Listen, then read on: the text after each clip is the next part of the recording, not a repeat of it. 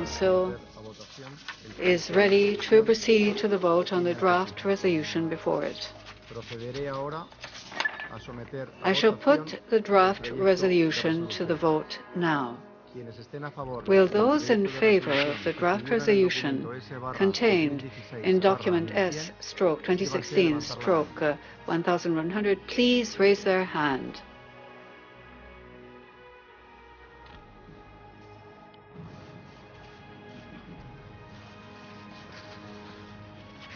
En contra? Those against?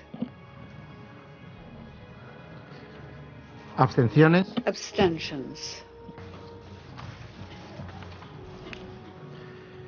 El resultado de la votación. The result of the voting is as follows: 14 votes in favor, 1 abstention. The draft resolution has been adopted as Resolution 2334.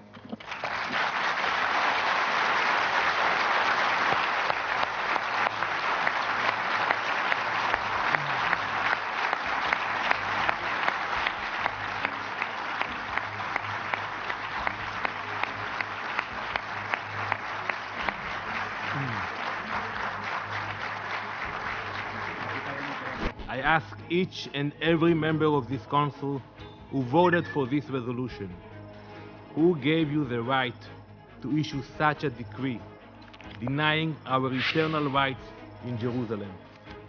It is because this forum too often continues to be biased against Israel, because there are important issues that are not sufficiently addressed in this resolution, and because the United States does not agree with every word in this text, that the United States did not vote in favor of the resolution. But it is because this resolution reflects the facts on the ground and is consistent with U.S. policy across Republican and Democratic administrations throughout the history of the State of Israel that the United States did not veto it.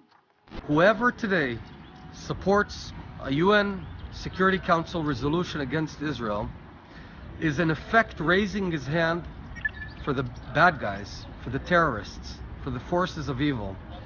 Whoever raises his hand against Israel today is supporting terrorists in Brussels, in Paris, in Orlando, in London, and yes, in Manhattan.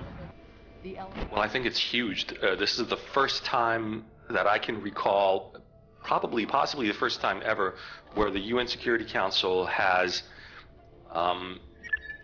unequivocally condemned the building and construction of new settlements in the occupied West Bank and in other Palestinian lands. This is a historic day.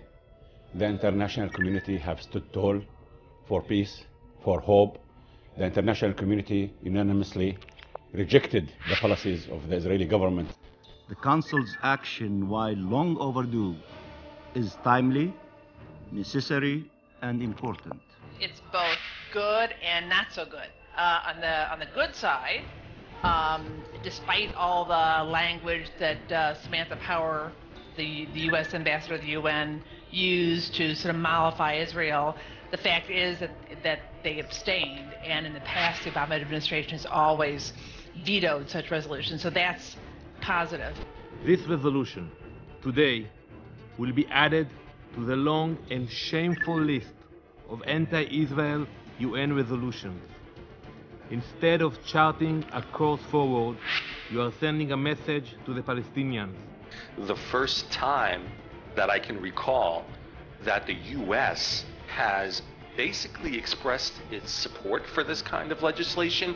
Now, they did abstain from voting, but what I just heard was truly remarkable. I've never heard anything like that on the floor of the UN coming from a representative of the U.S.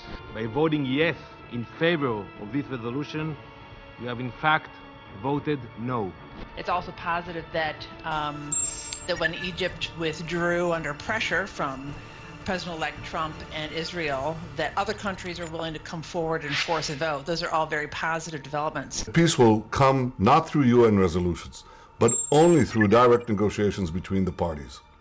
And that's why this proposed resolution is bad. It's bad for Israel, it's bad for the United States, and it's bad for peace.